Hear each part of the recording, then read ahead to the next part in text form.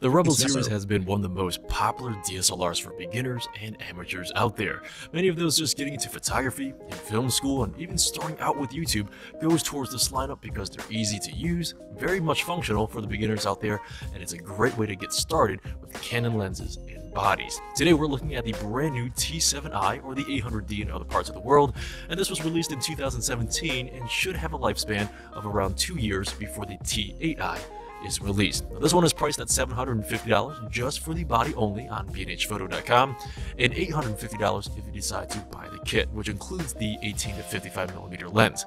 I'll leave my affiliate links in the video description below. Click on those links and they'll give you the most updated prices in real time. You never know when these things might go on sale.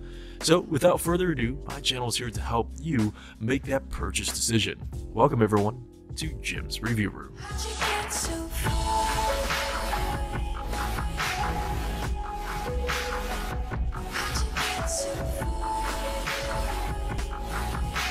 Before getting started, all my videos are for the average consumer. I'm taking a look at this camera as someone that's new, getting into photography and or using it for video, for YouTube, etc., and seeing how it fares. So first up, going over the physical features, the T7i is super lightweight here, it's ergonomic, and 7 generations in, everything is solid and built well. For a beginner's camera, it's going to feel like a beginner's camera with a reinforced, super smooth plastic that they used here.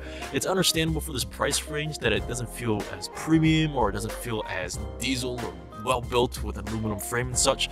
But one area though I would critique is where my palm rests. When holding the T7i by my side, there were times when the camera feels ever so slightly slippery. Nothing detrimental, nothing to prevent you from buying, but something I want to point out. Additional textured grip on this area would have helped a lot.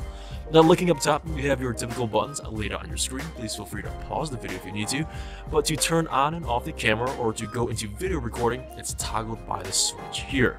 At the very top, you have a hot shoe to mount your microphone or lights, and moving to the left side, here are your inputs. Now there's no cables provided in the box, so make sure you buy a USB cord yourself or have a SD card reader on hand. A mini USB and mini HDMI port are available to connect the camera here to your PC or a TV monitor respectively, and to the left under the smaller flap, there's a port to connect a remote control, and last is an audio input for your microphone. Now, there's no headphone or earphones out port to monitor your audio, and that's pretty typical in this price range for DSLRs and mirrorless cameras. Now while we're still on the left side here, there's NFC pairing, which I love on every camera here, perfect for those heavy into social media.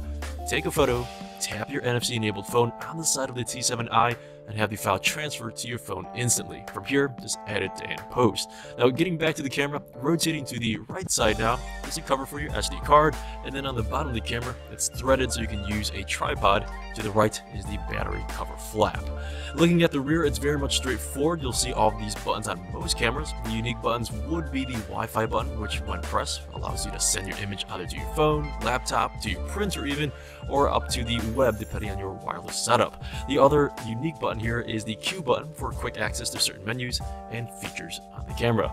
Now looking at that touchscreen display, it's 3 inches in size with the ability to swivel out, flip to a selfie or vlogging orientation, and can be converted flush against the back for viewing. Now the screen is bright and I'm impressed by how visible it is outdoors and in direct sunlight. My $2,500 plus Sony a7S II, that screen doesn't even perform as well. Now the touch interface is sensitive enough, and thankfully the screen doesn't feel plasticky and flexes during my presses. It's solid and responsive. Now looking into its menus and interface, it's quite simple here. It can be overwhelming for some jumping from their smartphone, let's say, and purchasing any DSLR for the first time, but with the T7i, it includes these little pop-ups that gives you a briefing of what each setting means and what it does. It's not a full explanation, I'll admit that, but it's something right then and there without the need to flip through the manual. Overall, very much intuitive, the menus flow smoothly. In regards to camera performance, the T7i makes some decent improvements across the board. Most noticeably, there's 45 cross-type autofocus points versus 19 during my time testing the T6i from a year or two ago. Now with 45 points, the autofocusing system covers more of the sensor, covers more of the image, so when you're pointing and shooting, the camera locks on very fast and you have more precision on what you want the camera to focus on.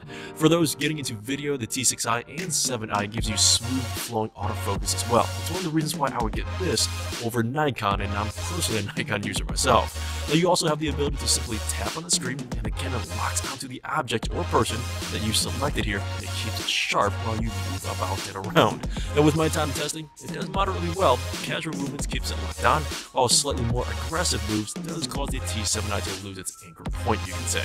Now other quick improvements worth mentioning before I show you samples, the T7i gets up to 6 frames per second for photography versus 5 from the T6i.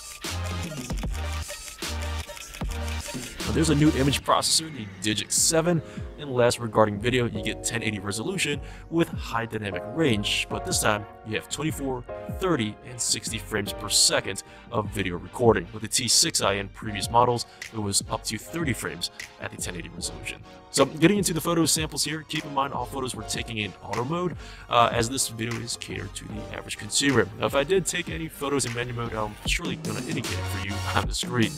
Now first up, attending the Whitewater Rafting Center and snapping some photos, the image looks great. The photos are rich in color, the high dynamic range keeps the clouds intact without blowing them out, and using the supplied 18 to 55mm lens, the wideness in the shot looks phenomenal, I think. Now here's another photo though, with a gorgeous background, sun's coming down, and the T7i captures once again some gorgeous colors. Now if you look at the 4 lawn chairs right there in the middle of the image, the chairs look vibrant. Now, moving on to some photos during lunch, with any DSLR you get some nice focused photos in the forefront with that blurred image in the background depending on your aperture. Now one thing I did notice though, there are times when photos taken in auto mode slightly blows out the image. Now looking at this next photo here, at first glance these fries look fine, well actually they're sweet potatoes, but carefully looking you can see the image is a little too bright.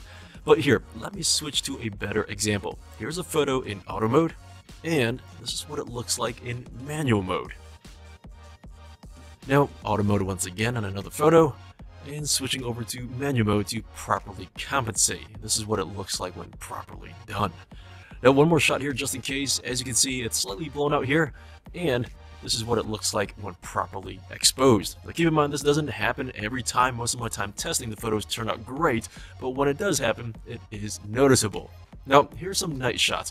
With auto mode, you do get some noise in your images, but it does quite well. Obviously, this wouldn't be an image for a photo shoot or a professional magazine, but for everyday average consumer use, this is impressive. I also want to throw this up there. Colors are still done well, the sky looks great, and the staging area's brightness is balanced with the rest of the image, at least for this shot.